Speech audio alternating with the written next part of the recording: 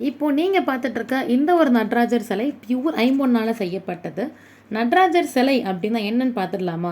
நடராஜர் சிலை தான் இந்த உலகத்தோட அமைப்பாவே இருக்குன்னு சொல்றாங்க. எந்த ஒரு சிவபெருமான் கோவிலுக்கு நாம போனாலும் அங்க நடராஜர் சிலை கண்டிப்பா இருக்கும். அது சிவபெருமானோட தாண்டவ கோலத்தை வெளிப்படுத்துற விதமா இருக்கு. வட்ட வடிவில் இருக்கக்கூடிய அந்த ஒரு ஜுவாலை முடிவில்லாத வாழ்க்கையை குறிக்கும்னு சொல்றாங்க. தூக்கி இருக்கிற அவருடைய வலது கால் நிலத்தையும், மேலே இருக்கக்கூடிய இடது கால் நீரையும், எந்தவித பிடிப்பும் இல்லாமல் இருக்கக்கூடிய அவருடைய கைகள் காற்றையும் குறிக்குதுன்னு சொல்றாங்க. அகன்ற திருவடி ஆகாயத்தை, தலைக்கு மேல இருக்கக்கூடிய ஜுவாலை நெருப்பையும், திருமுடியில இருக்கக்கூடிய பெண் கங்கையும் குறிக்குது. அர்த்தநாதீஸ்வரர் உருவத்தையும் இந்த சிலையில நம்மளால பார்க்க முடியும்.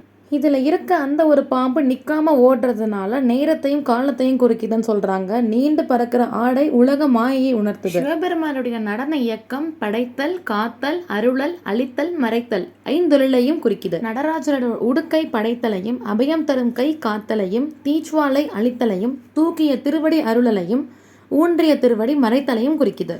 இப்போ நாம் இதை ஒரு சிலையாக பார்க்கறத தாண்டியும் அதில் இருக்கக்கூடிய ஒரு செயல்லையும் ஒரு அர்த்தம் இருக்குது. ஐம்பொன்னால் செய்யப்பட்ட இந்த ஒரு நடராஜர் சிலை நம்ம மதுரை வசந்தபால ஐம்பொன் ஜுவல் சிலை கிடைக்கும். ஸ்க்ரீனில் இருக்க நம்பருக்கு கால் பண்ணி இதை நீங்கள் உங்கள் வீட்டில் வாங்கி வச்சு பூஜை பண்ணிட்டு வாங்க. கண்டிப்பாக உங்கள் வாழ்க்கையில் ஒரு நல்ல திருப்பம் ஒன்று வரும்.